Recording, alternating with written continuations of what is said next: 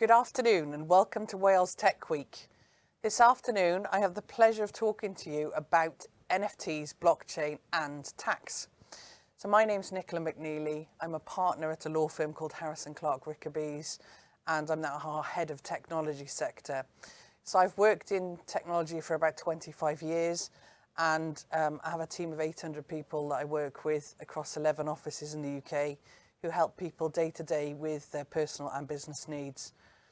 Today we will be holding two sessions. So the first one will be on debunking NFTs and the second will be on blockchain, NFTs and tax. So without further ado, we'll move to our first session. Debunking NFTs will be with Pranksy. So Pranksy is an NFT collector and enthusiast who's well known within the NFT community, particularly on the Ethereum blockchain. He has one of the largest NFT collections in the world, growing this collection over the years from a surprisingly small amount of money. He has a growing interest in how NFTs can be used to support and address ethical and humanitarian issues, recently supporting Rickerbys, who works with the Blue Dragon Children's Foundation on the Silk Road, who delivers services and care to children at risk of human trafficking, among other issues. We will go through some really interesting questions and myths within the NFT community and also outside of it. So thank you very much for making yourself available to speak to me today, Pranksy. It's a pleasure to talk to you. Good morning. Good morning. So let's start with the basics because there may be people joining today that don't understand. Can you explain in simple terms what exactly is an NFT? So an NFT is typically it's like a token that is held on one of many blockchains. Probably the biggest one would be Ethereum, and it's kind of unlike Bitcoin and Ethereum, which are sort of seen as an alternative to money and are fungible, so they can be split up into billions of pieces for a single Bitcoin. An NFT is one token that can hold like unique metadata. So that can be image references, that can be like game information, like utility information. So like it can be used for collectibles or but basically every NFT has the potential to be something individual. Unlike one Bitcoin is always one Bitcoin. Okay. Every NFT is different to the previous NFT.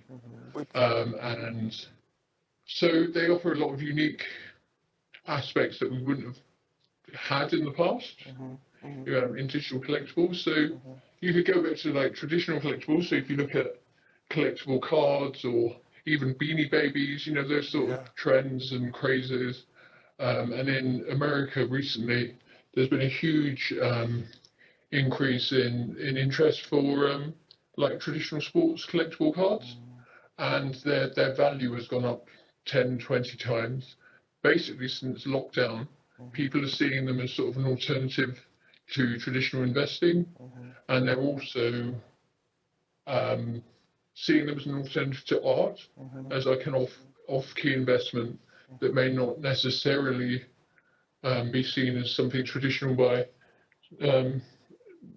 traditional big companies that invest in whatever, really. Yeah, okay, really interesting. So I remember when in 2017 the CryptoKitties phase kicked off, and I remember the debate at the time in the blockchain community because some people saw it as a fantastic initiative and other people just thought it was a bit wacky and would there be any interest in it, and long term where would it go? And I remember the conversations I had with people at the time saying that whoever could monetize and commercialize NFTs would be hugely successful.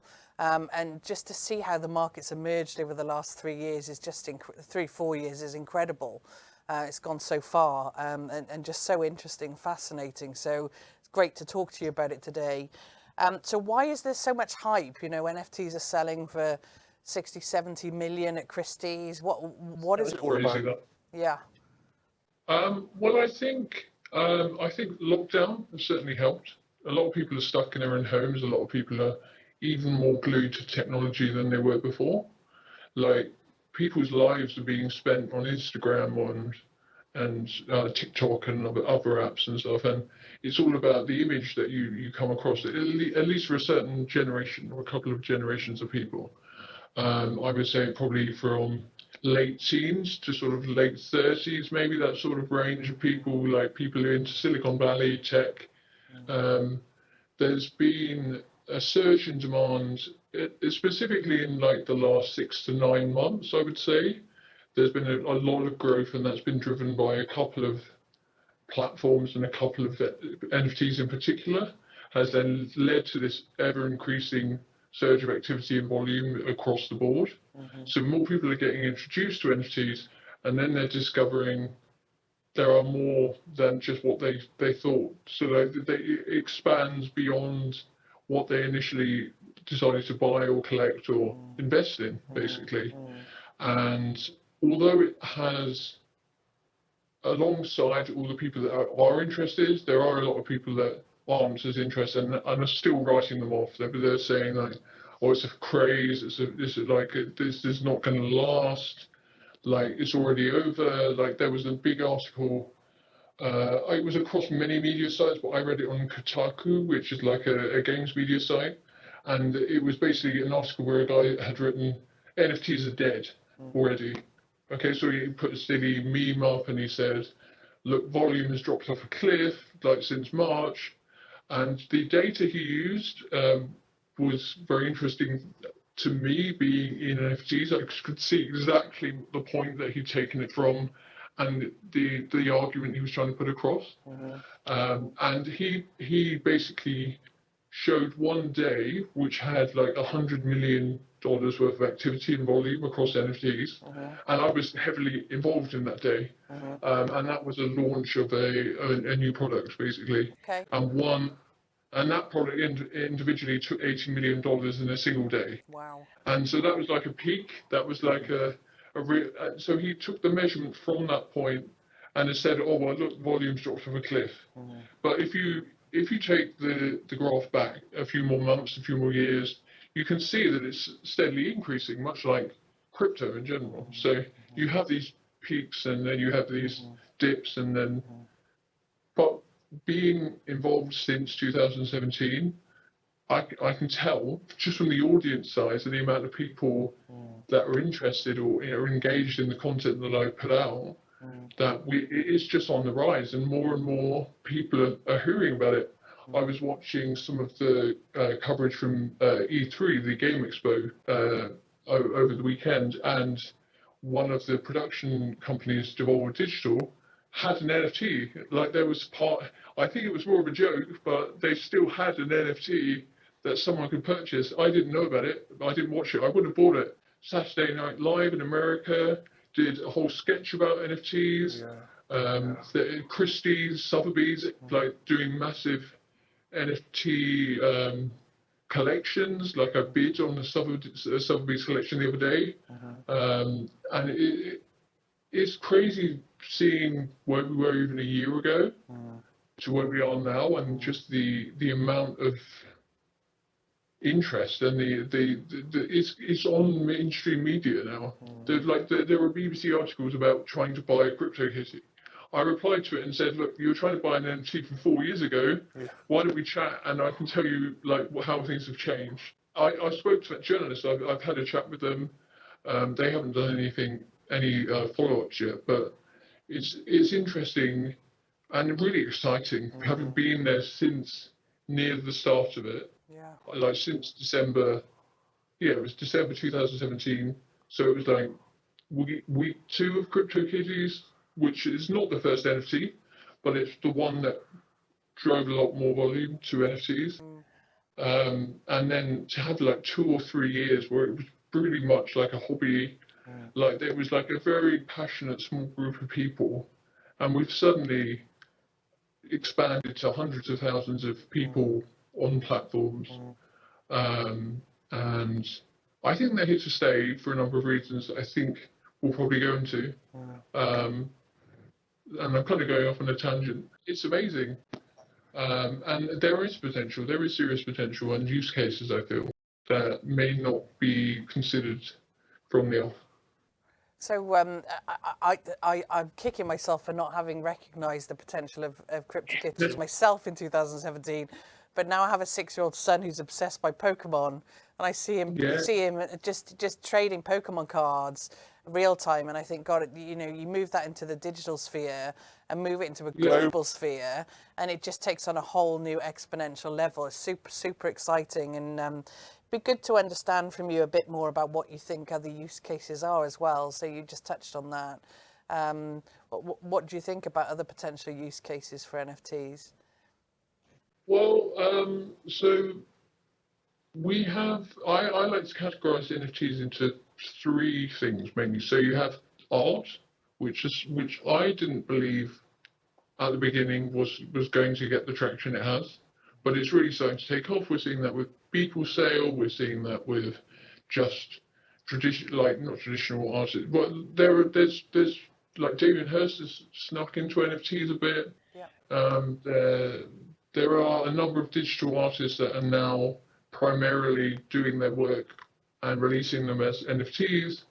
We're seeing NFT artists that have been there since the beginning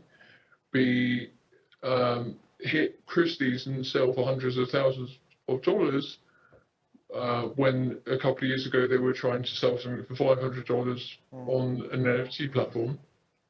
So art is one, and the next I would say is utility.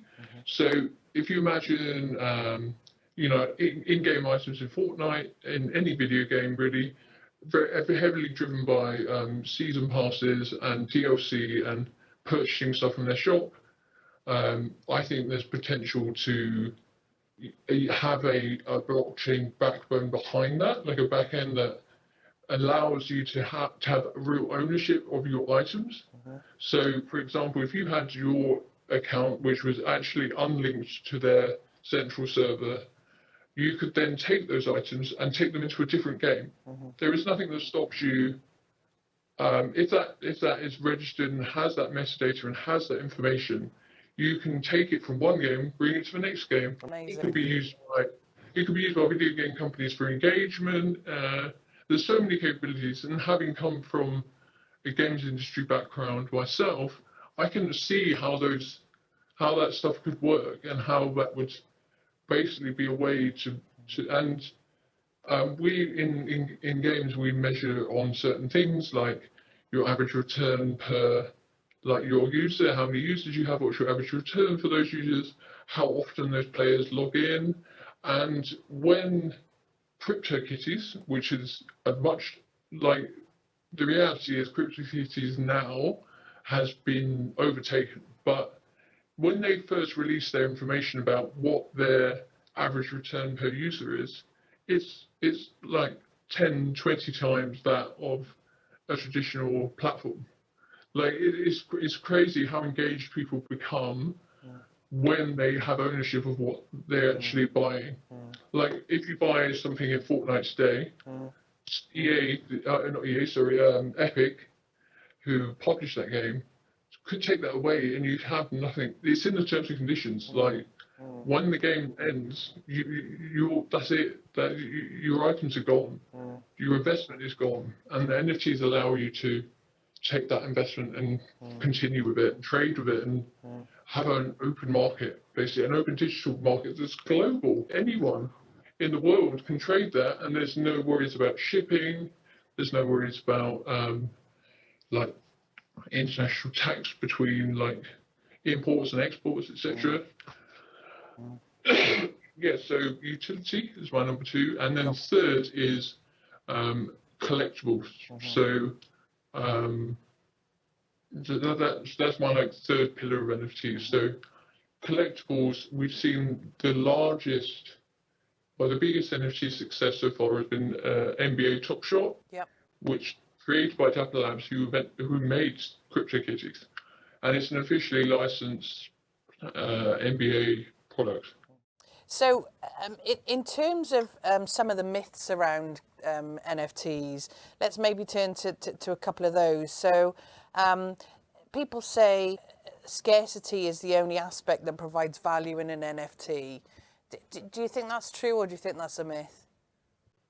I think it's a myth for a number of reasons, really. When we apply it to art, for example, when I've worked with artists and released an art piece that has 500 mints of it rather than one mint, we've seen some other artists and also other collectors start saying, well, that lowers the value of that artist. When really you apply that, and it doesn't. All it does is it becomes a sort of gateway for you to learn more about the artist and then purchase or maybe invest in some of their other art, which is of a lower, like more rare quantity sort of thing. And it's seen in the traditional art world. Tracy Emin recently released a set of prints that were like 200 prints of each one. That didn't lower the value of the rest of her art. It brought more eyes to her work and probably raised her profile. So I don't believe that scarcity is the only value for NFTs. As I was saying, like you have that utility option. So just an item could have 100 versions, but it still could be 100 out of a million. It doesn't mean that not everything needs to be a one out of one. Basically, there doesn't need to be everything needs to be a single unique thing. And I think that the NFTs have a lot of other reasons to hold value. So, for example, you can track an NFT from its point of creation to where it is then on your digital wallet. So, for example, if it had a previous owner who was famous, so like if you had like you could prove that anyone had owned this NFT previously, and unlike traditional art, etc., you can hear someone, you can believe them, but it's very hard to prove something. Yeah. But the blockchain is a public resource, and it's not something that can be overwritten. So once the transaction is made, the transaction is there forever. So you can really see from start to finish exactly where your NFT has been and the quality of it. So by that I mean the depth of the amount of data it holds, like how protected the image is, so or how protected the information is. So a lot of NFTs only represent an image held on a server somewhere, which is concerning. But there are ways around that. You can back up that NFT to be held in more than one place. You can actually, there are blockchains available which let you upload that media, so that in theory, that media is then it cannot be lost, sort of thing. Okay. Which is another concern people have, is that, well, what's the point? Like I can just copy and paste it, I can just screenshot it. But the idea is that ownership. You can prove that you own this exclusive thing. This is yes, it's digital. No, you can't really display it on your mantelpiece without having like a third party screen or display that does it for you. But some entities are tied to physical pieces now as well. But like there is much more than scarcity, I think, to offer collectors. I think that the provenance thing's really interesting because, as you say, one of the big myths around blockchain technology and NFTs is that it's money laundering and it's not accountable.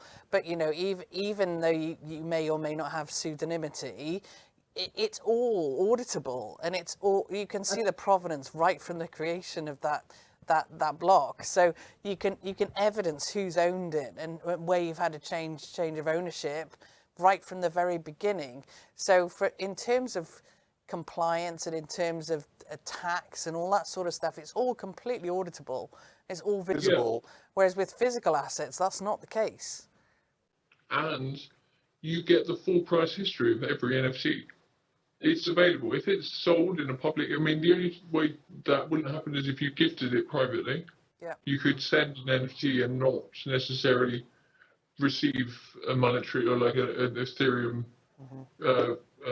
return from it. But like I can see the full public record of the sales history of every NFT I own. And it's impossible. Like if you were a traditional art collector, you'd have filing cabinets full of stuff, but you still wouldn't be able to just see it and have it visible so quickly. Like it's like the ultimate database in a way. It's the ultimate public database. Like if ignoring data protection and laws around that, but imagine if the NHS had like that public record. Like you had that, you wouldn't have to worry about different branches not being able to see different things. It's the fact it's unforgiving as well. So if you make a mistake, if you misprice something, or if you release a smart contract or application that has an issue, you can't just take that away. It's there. You have to make it again, and that means that everyone has to be accountable for what they do to an extent. Someone could run away. Someone could try and hide their social media profiles or whatever, but. Like regarding money laundering, I think it's a non-argument. Like to the NFT community, if we see an NFT sale, we're like, well, that doesn't make any sense. Like all like HMRC someone would have to do is have someone who is in the know, and they would say, well, why did someone pay $100,000 for this? And you just have 5 minutes and we're like, well, that's not like if you look at the price history for comparable NFTs, doesn't make any sense. Like it is everything's in the public eye. Yeah.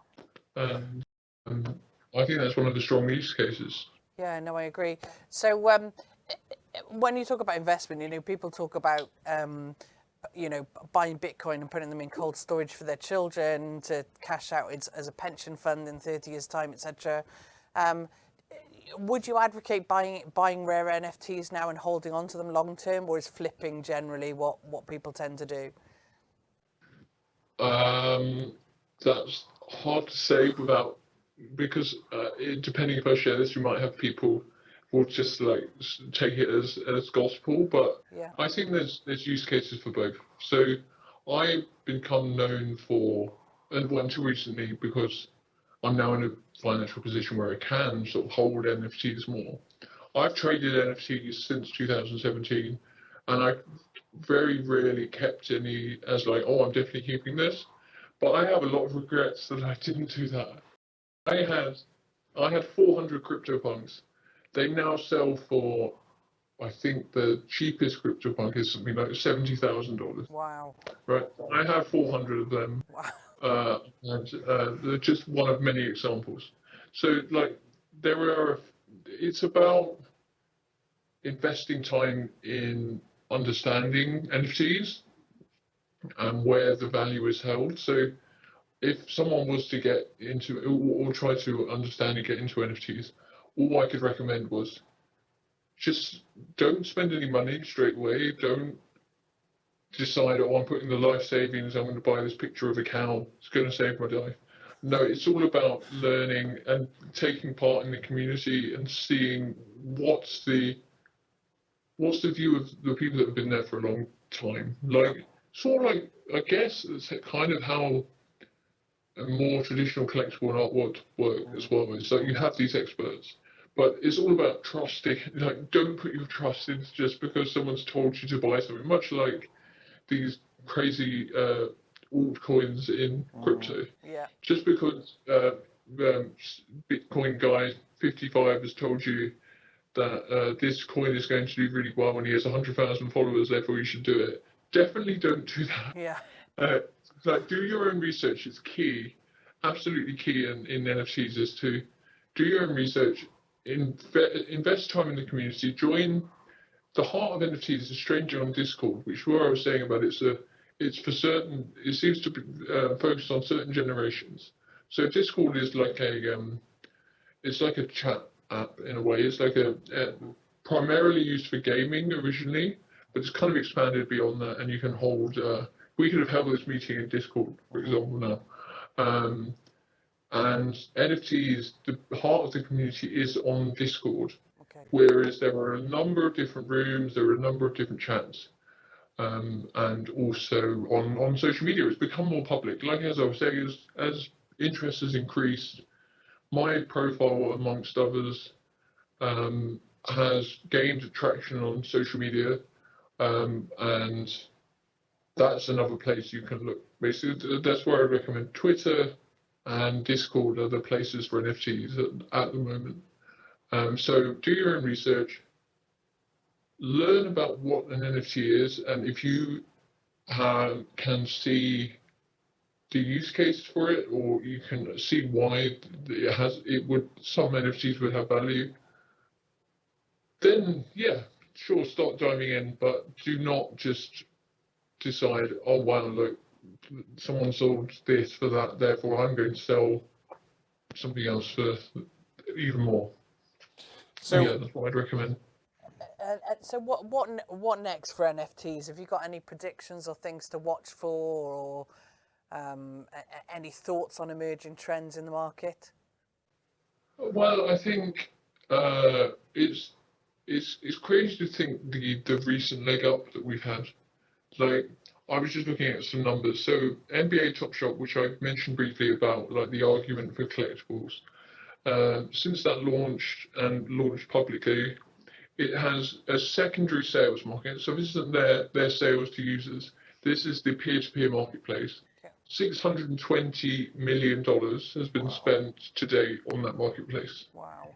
And that's just like, it's the equivalent of an in-game auction house, but like for real money. So you sell, like, NBA Top Shot is basically a collectible card, but for the digital age. So it's a video clip. It's a clip from X NBA game with X player at X day. Normally it's like a highlight clip. It can be like a famous shot or slam dunk or block. The most famous one that's on there probably at the moment is like, there's a LeBron James slam dunk, which is iconic, like to NBA fans. I've never watched NBA, so I had no idea when I was buying into these exactly what was worth value beyond I could see the quality of the product. Basically, it was a step above anything we'd had before, so it just felt right to invest very early on and quite heavily. But sort of like the iconic baseball cards that you see mentioned, there are iconic NBA moments which are now being captured as digital clips, and then you own that reference, you own that moment. They are called moments, basically, and your moment is serialized. So it could be 1 out of 100, it could be 1 out of 1,000, 1 out of 50. It will tell you what it. So there are different means to gauge rarity, which is something that digital collectible people love. They love being able to say, well, this is the shiny version from 1972, so therefore it's worth more than your plain version from 1973. Right. You know, people love to have something to cling on to as a means of value, to distinguish their version above someone else's. And the digital collectibles allow that by containing different things in their metadata. And I think that could be taken, going back to the question, I think you can take that forward. Like, there are limitless capabilities, I think, on the collectibles front. We're at the point where the world is smaller. It's a digital driven space now. The younger generations, half of them aren't going to be able to ever afford a property to display something in, but they can immediately at the press of a button share something or show something off to their friends, family, etc. And they've got that whole Instagram sort of influencer celebrity lifestyle where, like, X celebrity will then show off their new Rolex or whatever. This is basically the more accessible equivalent to that. So from a collectibles point of view, you avoid the idea of like grading your collectible. Every NFT is always going to be the same as it was when it left its box, unless someone designs it in code to deteriorate, which hasn't happened yet, which I could see that happening. You don't have to worry about grading or condition. You don't have to worry about shipping or use of third parties, or the risk of someone saying their item never arrived, like trying to get a PayPal refund, etc. So it's an instant international market that is available to anyone. That's why it works for collectibles. And then from an art point of view, there are always going to be, and understandably, people that would much prefer to have a physical piece displayed in their home, and you can do that now, like I said, with screens, and that evolution of technology is rapid as well. Like we've got like tech that now means you can have screens as thin as paper that can bend around and stuff like that. But so from an art point of view, you have that tracking, like I was saying, but like from like creator to where you are now, you have that price history, you have the inability to, like, because it's a public blockchain and it's accepted amongst everyone, that's how it works. You can't have a fake. Like you can have someone try to make a fake, much like someone could take a picture of the Mona Lisa and say, look, this is the Mona Lisa, I put it on a canvas, like it's yours. But because of the source address always being trackable, the source contract that created the NFT always being trackable, that like double layer of protection means that you cannot ever disprove or prove that something is real. Like you can't say that your fake version of that is the real thing, because immediately you can be proved wrong. Yeah. So from an art point of view, you have that layer of proof that you don't get in the physical art world. There was a fake Da Vinci sold for hundreds of millions of dollars a few years ago. Yeah. So there is that level of protection and proof that you don't have in physical art pieces. And then for utility, that's where it can be really interesting. So smart contract tech can go a long way beyond just being a way of presenting a piece of media to someone. It could be used in tickets. I think ticketing is something really interesting, and I probably shouldn't share this because I'd love to try and do this myself. But like, say if Ticketmaster or some of the major companies started distributing tickets purely through NFTs, you could write into the contract that it's only one purchase per person. It would be a lot more difficult for ticket touts. It would be a lot. You wouldn't have to worry about fakes, because it would all be tracked down to the original contract. So, for example, you could have a phone with a QR code.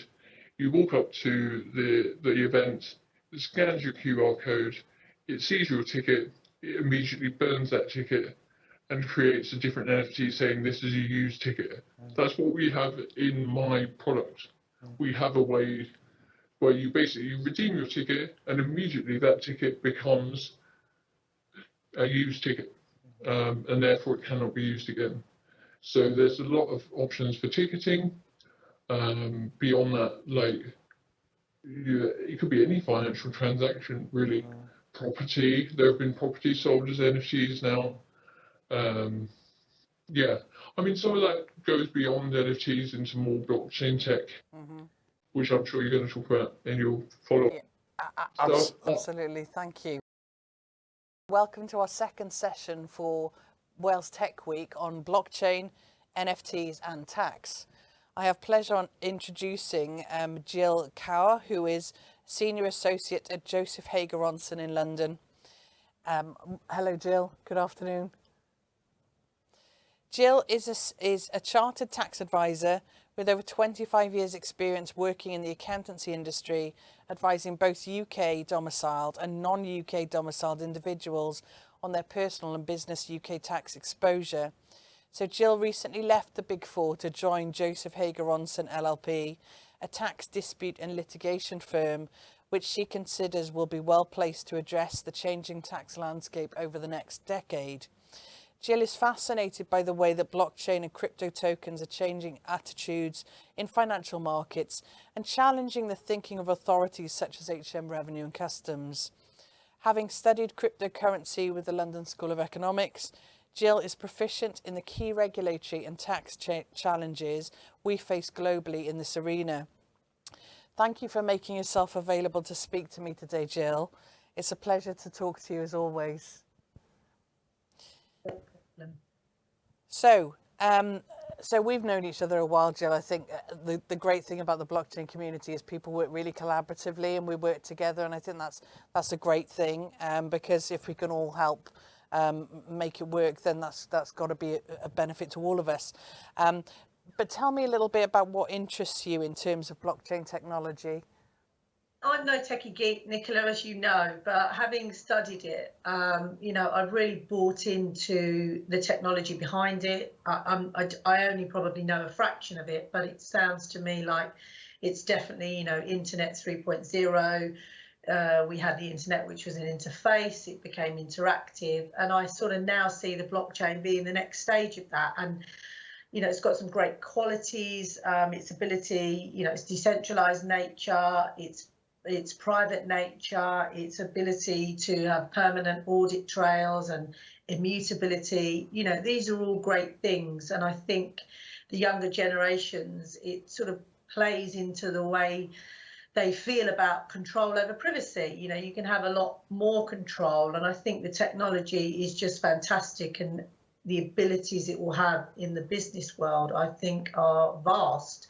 And so I'm really looking forward to how that will interact, and how it already is interacting with business, and the way forward with it. Really, I'm very, very interested in it, and I'm totally on board with it.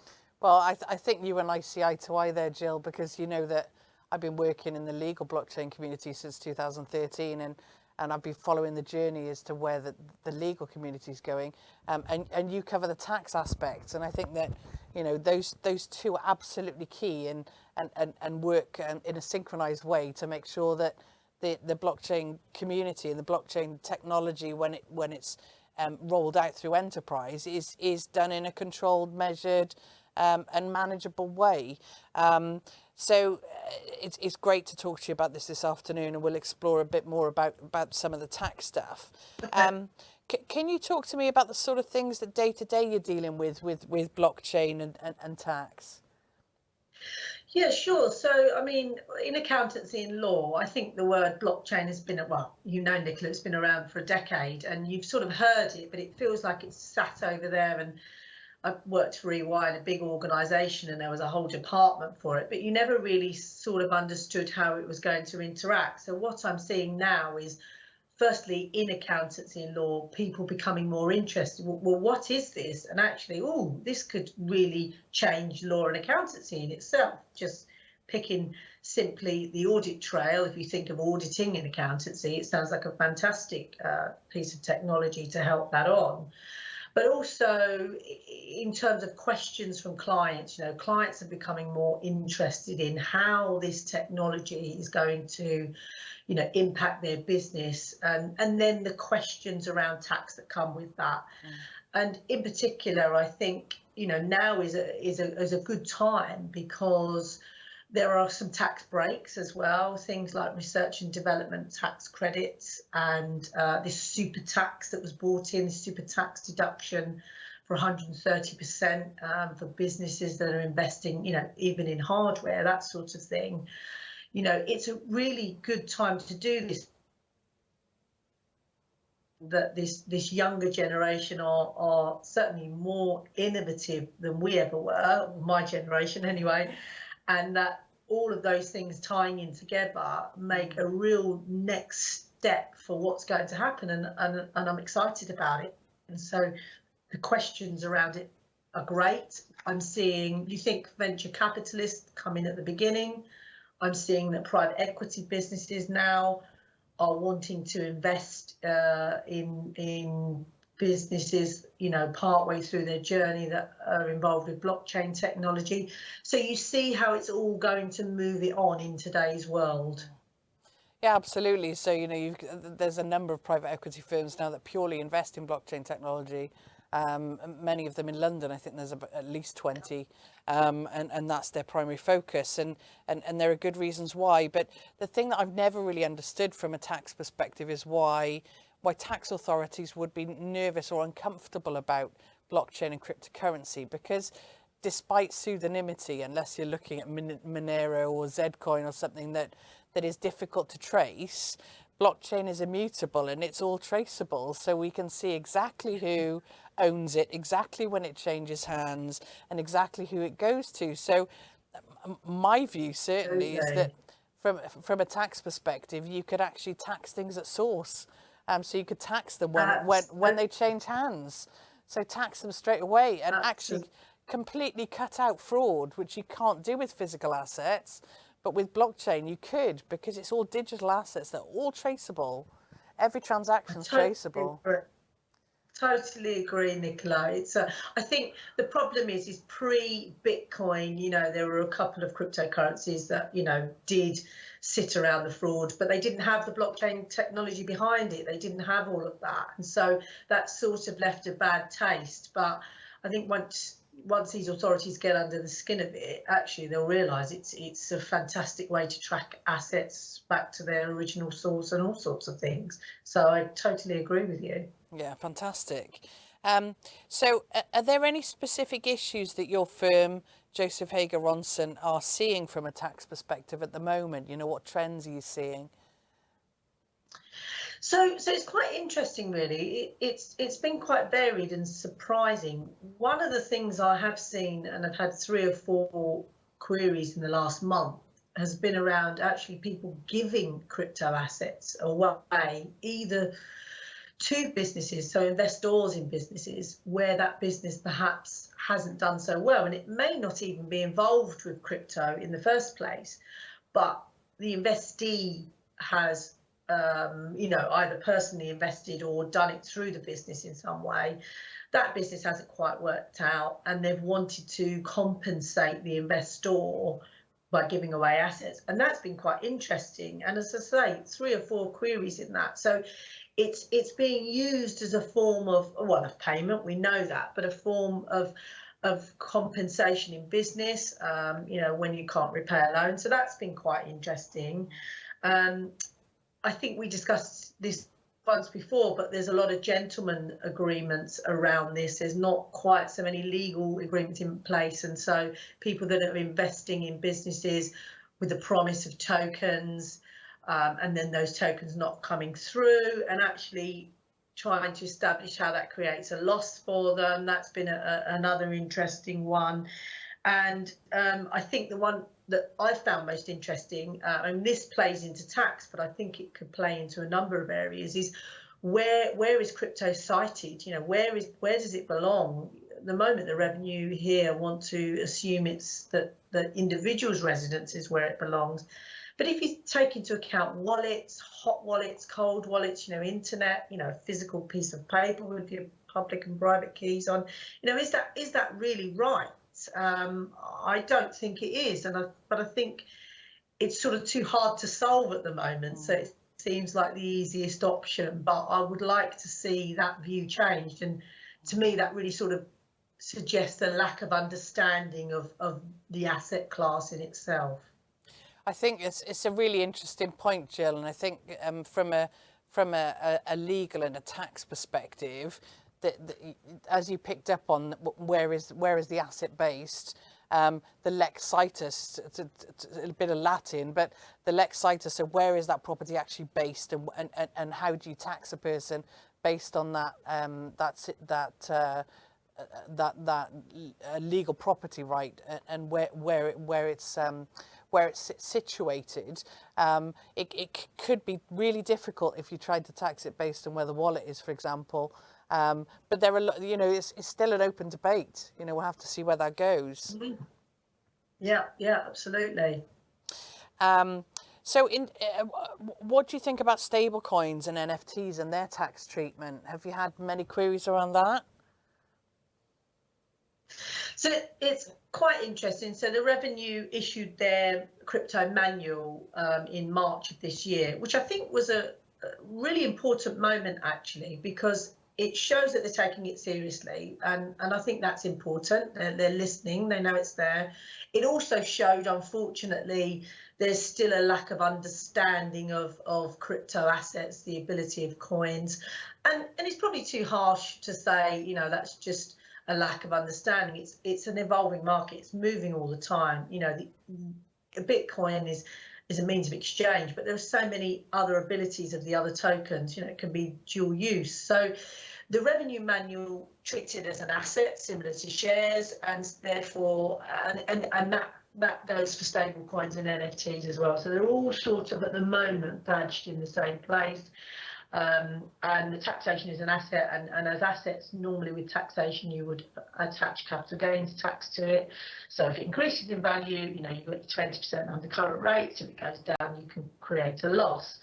There are instances where income tax will kick in, which is similar to anything. So if you're doing it as your day job, then the Revenue will come along and go, really, this is kind of income, and they'll want 40-45% on it.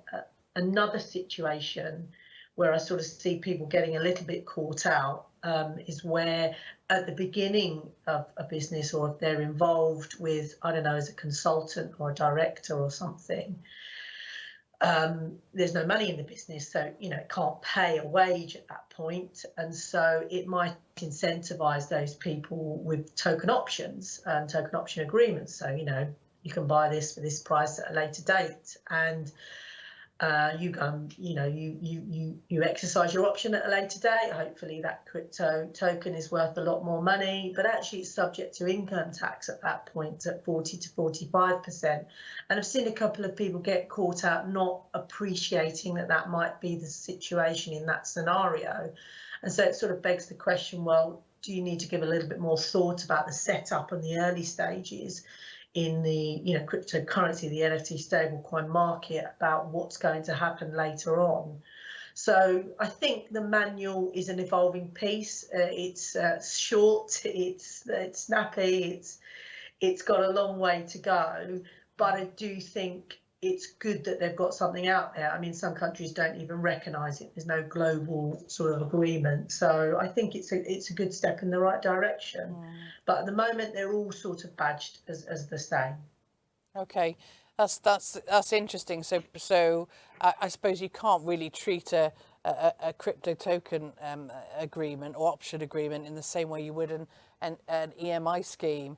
And if people are trying to do that, then they're not going to get the tax breaks that you get from that EMI, and they could come unstuck and end up with big tax bills and tax liabilities. So that's interesting trend. Do you have any tips on how to engage with tax authorities to get a clear position on tax reporting for crypto asset holders? So, we've seen issues around auditing crypto businesses, and individuals trying to report their tax liabilities, because I've worked with a number of crypto asset holders who have no issue paying their tax, but they don't have clarity on how to declare their taxable earnings. So they're in a catch-22.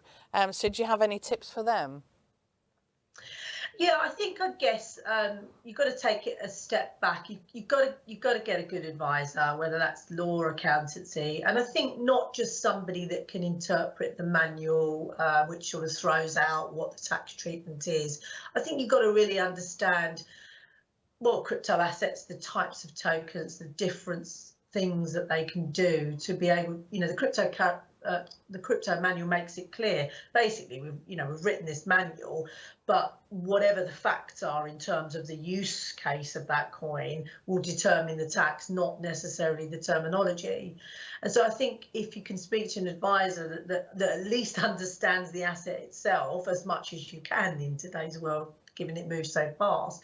That's a good starting point, because self-assessment is you're self-assessing your tax. You want to make sure you're putting the right thing on your tax return. You want to make sure you're giving the right information.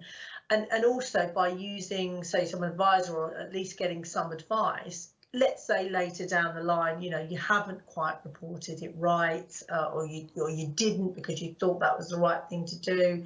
If revenue come along later on and say, well, you should have done this and this is the tax, you could end up being slapped with penalties of 30%. Whereas if you've the revenues penalty system is based on behaviours. Was it deliberate? Did you take reasonable care? And those sorts of things. And I think if you've used advisors or you've used professional people that understand the business, that's always going to help you in a position.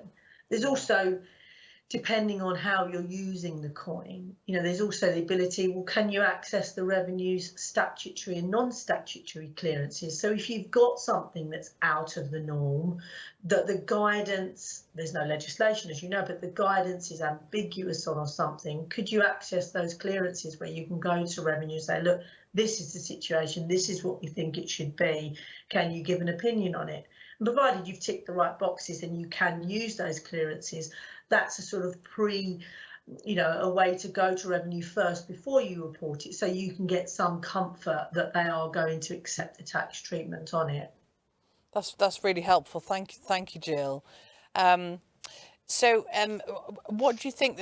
What do you think are the next steps for crypto assets and tax? Do you think it's going to be, or what do you think the next evolution is? Do you think there will be statutory evolution? What should we watch out for? Do you think? Any tips? Yeah. So it's difficult, right? Because they're trying to fit what I call a square peg in a round hole. They're treating it very similar to shares, but it has completely different functions. I think the banks have got to change their narrative a bit, which will help in the tax position and the regulatory position evolving. That for 10 years they've been saying it's a flash in the pan, don't do it, it's awful, it's gambling, it's this, that and the other. I think they're starting to change slightly and go, oh, okay, we need to sort of engage with this. It is a new asset class, and that will drive some of the sort of decisions and attitudes in the market. And once Facebook, if they ever sort of get around to launching Libra, which keeps getting put back, I see, I think the noise will be greater. And Facebook has 2 billion users, and suddenly it will gain some traction out there. And the Facebook can access the 2.5 billion unbanked, so the banks need to sort of get on with it. And I think because they're the ones messaging in the market, that they will impact the way people look at assets and how regulation and authorities start to approach it. I mean, it's just a view, but I think the banks have a lot of influence in that area. Yeah, no, I agree. I think it's encouraging to see the Bank of England is exploring a central bank supported digital currency, and that the creation of the DCEP in China, and Facebook Libra, and all of these emergencies in terms of digital currencies, I think will inevitably take us a step forwards, because that's the way we're going to have to go. But that's been my view for some time, so it'd be interesting to see when we get there. You'll have seen that El Salvador have actually approved Bitcoin as fiat currency. So it went to their parliament recently. So I mean, clearly that's an interesting step, because Bitcoin isn't scalable on the levels of central bank supported digital currency. But for a country that has a destable fiat currency, it's even though there's mass volatility in Bitcoin, it's probably safer than their fiat currency system, which is ironic, but true. But it'd be interesting to see where that goes, and what the view of the SEC is, and what the view of the big global banks and the Bank of England will be.